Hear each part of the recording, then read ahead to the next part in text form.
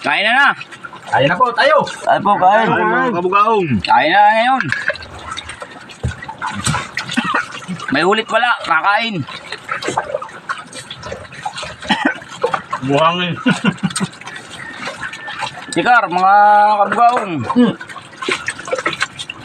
Ay, wasag mo kabugaong. Ito nga rin ito. Takan mo nga ito. Yun. Dito kaya natin sa ulit, Wen.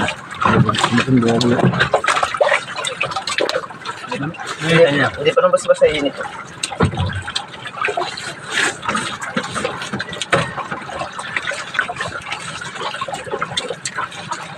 Alright, hindi ko pa nasisip-sip yan.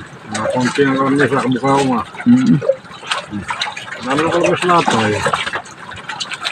Pariti. Tipin. Kami yun ito. Malik ko.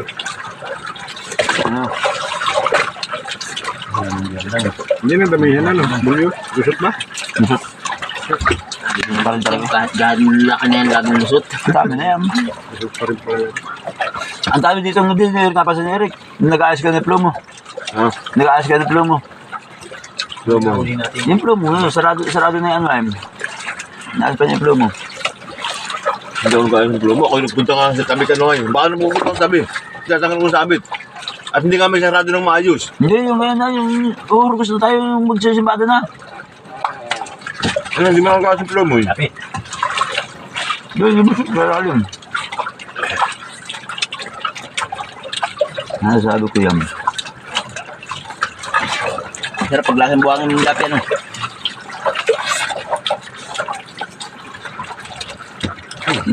Iwan na. Hindi pa nasisip-sip. Sama pala pag na-overcook ko.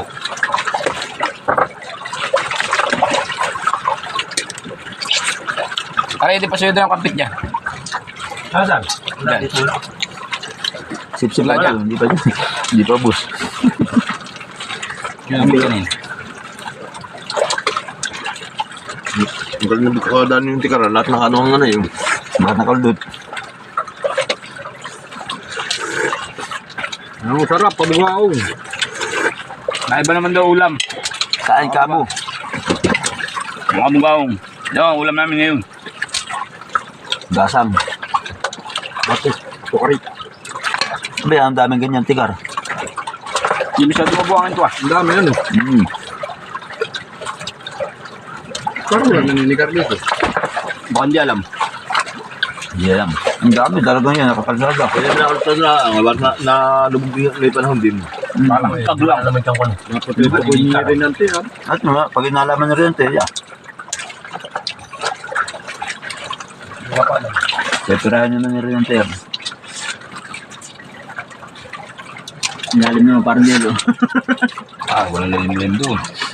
Wala nang problema sa lalim at ano eh. Isang sisibing naman talagang. Okay.